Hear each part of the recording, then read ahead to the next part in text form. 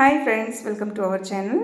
இன்றைக்கி today special என்னென்னு பார்த்தீங்கன்னா, நம்மளுக்கு எல்லோரும் ரொம்ப ரொம்ப சிக்கனில் பிடிச்ச ஒரு வெரைட்டி பார்த்தீங்கன்னா பள்ளிப்பாளையம். இந்த ரெசிபி எப்படி பண்ணுறதுன்னு தான் இன்றைக்கி நம்ம பார்க்க போகிறோம். ஆக்சுவலாக இந்த டிஷ் எங்கள் வீட்டில் எல்லாருக்கும் ரொம்ப பிடிக்கும். அந்த டிஷ்ஷை நம்ம எவ்வளோ ஈஸியாகவும் ரொம்ப டேஸ்டியாகவும் செய்கிறதுன்னு பார்க்கலாம். ஃபஸ்ட்டு நல்லா கனமான ஒரு வானல் அடுப்பில் வச்சுக்கோங்க. வச்சுட்டு தேவையான அளவுக்கு எண்ணெய் எடுத்துக்கோங்க. எண்ணெய் கொஞ்சம் இதுக்கு நீங்கள் தாராளமாக போட்டுக்கோங்க. ஏன்னா நம்ம நிறைய வெங்காயம் அதெல்லாம் போட்டு தாளிக்க போகிறோம். ஸோ எண்ணெய் நிறையா இருந்தால் தான் வெங்காயம் அடி பிடிக்காமல் வரும். ஒரு 2 ஸ்பூன் அளவுக்கு பெருஞ்சீரகம் எடுத்துக்கோங்க. இந்த டிஷ்ஷில் ரொம்ப ஒரு வாசனையும் டேஸ்ட்டும் கொடுக்குறது பார்த்திங்கன்னா பெருஞ்சீரகம், கொத்தமல்லி, கருவேப்பிலை, வெங்காயம் பார்த்திங்கன்னா ஒரு 1/2 கிலோ அளவுக்கு எடுத்துக்கோங்க.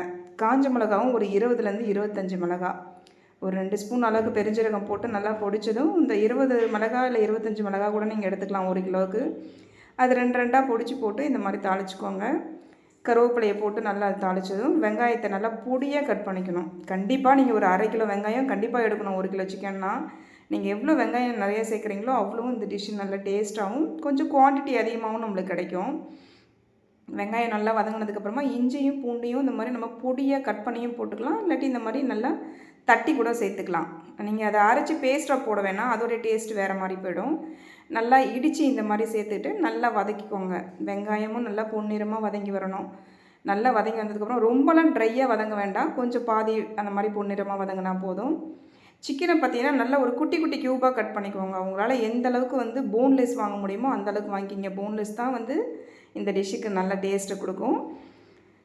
இந்த மாதிரி நல்லா குட்டி குட்டி க்யூபாக கட் பண்ணிக்கிட்டு அந்த வெங்காயம் நல்லா வதங்கினதுக்கப்புறமா அதில் சேர்த்து நல்லா வதக்கி விட்டுட்டே இருங்க. முக்கியமாக இதில் தண்ணி சேர்க்கவே கூடாது, 1 ஸ்பூன் கூட சேர்க்கக்கூடாது. சிக்கனை போட்டு கொஞ்சம் நேரம் வதங்கினதுக்கப்புறமா நம்ம மஞ்சப்பொடி சேர்த்து வதக்கிக்கோங்க. மஞ்சப்பொடி தேவையான அளவுக்கு சால்ட்டு போட்டுக்கோங்க. இதில் நம்ம காரம்லாம் மிளகா பொடிலாம் சேர்க்க போகிறதில்ல, அதனால் உப்பு சேர்க்கும்போது கொஞ்சம் கவனமாக சேருங்க.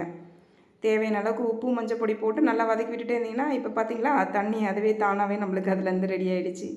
ஆல்ரெடி சிக்கனில் எப்பயுமே தண்ணி இருக்கும் இல்லையா, அந்த தண்ணியிலையே அந்த சிக்கன் டிஷ் நம்மளுக்கு ரெடி ஆகிடும். அதனால் நீங்கள் தண்ணி சேர்க்க தேவையில்லை. நல்லா கொஞ்சம் ஒரு மீடியம் ஃப்ளேமில் வச்சு நீங்கள் வதக்கி விட்டுட்டே இருங்க. உப்பு அதோட நம்ம சேர்த்துருக்கிற அந்த மசாலா எல்லாமே நல்லா வதங்கி டிஷ் ஒரு ட்ரையான பொசிஷனுக்கு வரும். அந்த சமயத்தில் பார்த்தீங்கன்னா நீங்கள் மிளகு பொடி கொஞ்சம் நிறைய போட்டுக்கோங்க. கண்டிப்பாக இதில் தேங்காய் துருவல் சேர்த்துக்கோங்க. நீங்கள் ஒரு முழு தேங்காவை கூட இந்த மாதிரி பொடியாக துருவி நல்லா சேர்த்துக்கிட்டிங்கன்னா தேங்காய் சேர்க்கும்போது இந்த டிஷ் இன்னும் நல்லா செம்ம டேஸ்ட்டாக இருக்கும். நிறைய பேர் தேங்காய் போட்டு இது சமைச்சிருக்க மாட்டோம். ஆனால் நீங்கள் ட்ரை பண்ணி பாருங்கள், நிஜமாகவே தேங்காய் போடும்போது இந்த டிஷ்ஷு நல்லாயிருக்கும். தேவையான அளவுக்கு கொத்தமல்லியும் தூவி டிஷ்ஷோட முடிச்சிடுங்க. இது பார்த்திங்கன்னா நம்மளுக்கு குழந்தைங்களுக்குலாம் ரொம்ப ரொம்ப பிடிக்கும். நிறைய நம்ம காரம்லாம் அதிகமாக மிளகா பொடிலாம் சேர்த்து கொடுக்கும்போது குழந்தைங்களுக்கு அது அவ்வளோவா செட் ஆகாது. ஆனால் நீங்கள் இந்த மாதிரி பள்ளிப்பாளையம் சிக்கனை கொடுக்கும்போது குழந்தைங்களுக்கு இதில் இருக்கிற ப்ரோட்டீன் நல்லா கிடைக்கும். ரொம்ப விரும்பியே சாப்பிடுவாங்க. எங்கள் வீட்டில் சிக்கனே பிடிக்காதுன்றவங்க கூட ரொம்ப விரும்பி சாப்பிடுவாங்க. ஸோ ஃப்ரெண்ட்ஸ், நீங்களும் ட்ரை பண்ணுங்கள். எப்படி இருந்துச்சுன்னு கமெண்ட் பண்ணுங்கள். தேங்க்யூ.